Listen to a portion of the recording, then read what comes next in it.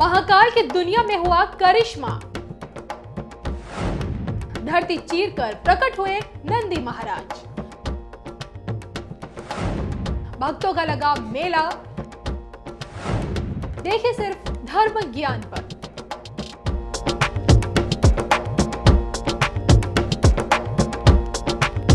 नमस्कार।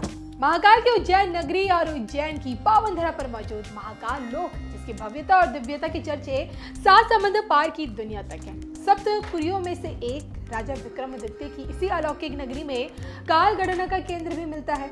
यही मंगल की जन्मस्थली है, यही ज्योतिष की जन्मभूमि है और यहीं पर महाकाल अपने दक्षिण मुखी ज्योतिर्लिंग के रूप में विद्यमान है।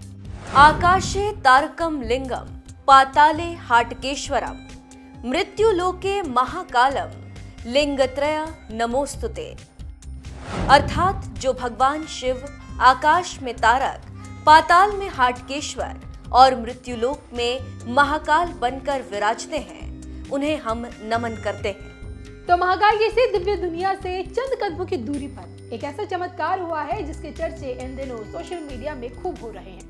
ये तो देखिए, दुनिया भर से खुदाई में कई दफा हिंदू देवी देवताओं की प्रतिमा निकलती है। भारतीय सीमा के बाहर भी सनातन धर्म की मौजूदगी के साक्ष्य हमेशा मिलते रहे हैं और इस बार धरती से कोई और नहीं बल्कि महाकाल के द्वारपाल नंदी महाराज बाहर आए हैं। नंदी महाराज की महिमा ऐसी है कि शिव भक्तों द्वारा इनके कानों में बोली गई प्रत्येक बात सीधे भगवान शिव तक पहुंचती है। इनके भक्ति भाव को देखकर ही कहते हैं कि स्वयं भगवान शिव ने इन्हें अपना सबसे बड़ा भक्त बनाया। पुरानी कथाएं कहती है कि समुद्र मंथन के दौरान जब भोलेनाथ विषपान कर रहे थे तो उस वक्त विष की कुछ बूंदें जमीन पर गिर गई, जिसे नंदी ने अपनी जीभ से साफ कर दिया। और नंदी की यही भक्ति भाव समर्पण उन्हें शिव और शक्ति से जोड़ता है, जिस कारण देखिए दुनिया में इन्हें भक्ति और शक्ति का प्रतीक भी माना जाता है। मान्यता तो ये भी कहती है कि जो भक्त भगवान शिव का दर्शन करना चाहते हैं, नंदी पहले उनकी भक्ति की परीक्षा लेते और जिसके बाद ही भगवान शिव का मार्ग प्रशस्त होता है।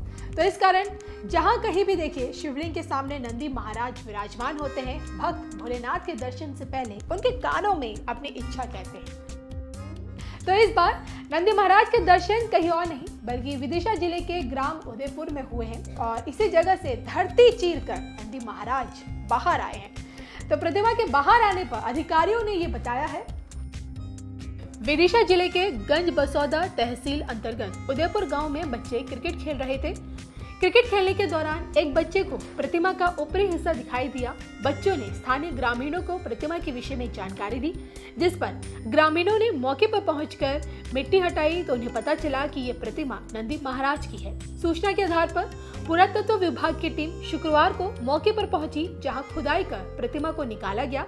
फिर साफ सफाई के बाद नंदी महाराज की इस प्राचीन प्रतिमा को स्थानीय पिसनहारी मंदिर के संग्रहालय में सुरक्षित रखवा दिया गया है।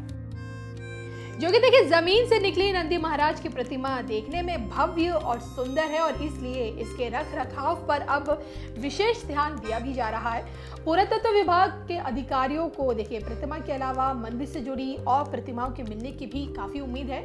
गांव वाले इस बात की अभी संभावना जता रहे हैं कि नंदी महाराज की इस प्रतिमा के आसपास कभी प्राचीन मंदिर रहा होगा और ऐसे में यदि आसपास के इलाकों में खुदाई की जाए तो संभव है कि नीचे कोई और प्राचीन मंदिर या उससे जुड़े विशेष मिल सकते हैं। तो जिस जगह से देखिए नंदी महाराज की प्रतिमा जमीन से बाहर आई है, उस क्षेत्र का इतिहास राजा उदय आदित्य के शासन से जुड़ा हुआ है। ये गांव आज भी प्राचीन नीलकंठेश्वर शिव मंदिर तथा नटराज की विशालतम प्रतिमा के लिए जाना जाता है। यहाँ पहले भी कई प्राचीन मूर्तियां मिल चुकी हैं। अतीत के पन्नों को अगर आप पलटेंगे तो ये भी पाएंगे कि मार्च 2022 में यहाँ पर इसी जगह पर 9 मीटर लंबी और 4 मीटर चौड़ी नटराज प्रतिमा मिली थी।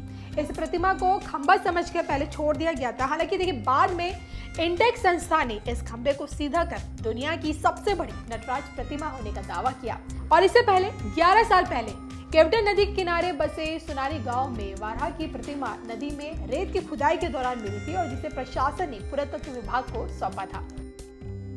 बहरहाल 11 मार्च को नंदी महाराज की प्रतिमा जमीन से बाहर आई है, लेकिन देखिए मूर्ति से जुड़ा वीडियो अब तक सोशल मीडिया में वायरल है और धरती से निकले नंदी महाराज की इस अद्भुत प्रतिमा पर आप लोगों की क्या राय है, कमेंट करके बताइएगा जरूर। नाम का पता नहीं हो क्या हो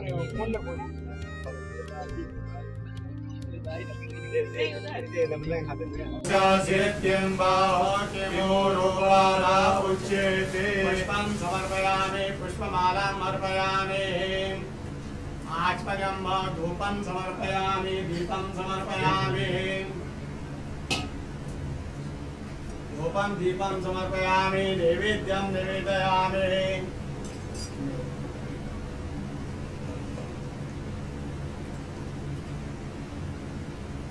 ओम नाभ्या आसीदन्तरिक्षको श्रीकृष्णो समवर्तत पद्भ्यां भूर्मिदिशा शोधालोकामकल्पय शर्करा किरकाढ्यानिन्दलिक्षेदनानि च आहारं भक्ष्यभोजनं च नैवेद्यं प्रतिदयेत् येन मुद्रां प्रदर्शयेत् मत्स्यमुद्रां प्रदर्शयेत् क्रासमुद्रां प्रदर्शयेत् ओम प्राणाय स्वाहा ओम अपानाय स्वाहा ओम व्यानाय स्वाहा ओम उदानाय स्वाहा ओम समानाय स्वाहा ओम ब्रह्मणे नमः मध्ये पानीयम् अर्पयामि पुनर्ध्यानम् ओम प्राणाय स्वाहा ओम अपानाय स्वाहा ओम व्यानाय स्वाहा ओम उदानाय स्वाहा ओम समानाय स्वाहा ओम ब्रह्मणे नमः ब्रह्मभूर्वस्वरं किं हस्तपक्षारं मुखपक्षारं शुद्धात्मनं दरोद्वर्धनार्थे दिव्यचन्दनं अर्पयामि ताम्बूलानिं समर्पयामि वस्त्रं समर्पयामि तत्पुरुषं व्यदधो कथिताय कल्पयन् मुखं किमिशासित्यं बाहो किमो रूपादा उच्यते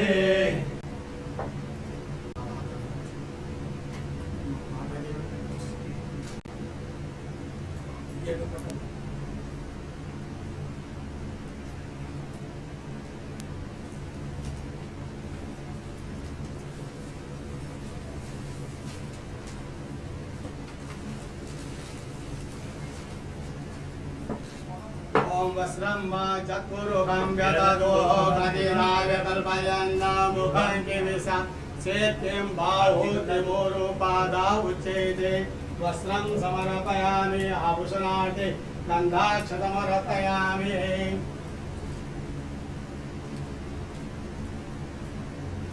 ओम त्र्यंबकं जगामहे सुगन्धिं पुष्टिवर्धनं उर्वारुकमिव वन्दनान् मृत्योर्मुक्षीयमामृतात् मृत्युञ्जय भगवान् महाकालेश्वराय नमः वस्त्रं समर्पयामि गन्धाक्षतमर्पयामि आरार्तिकम्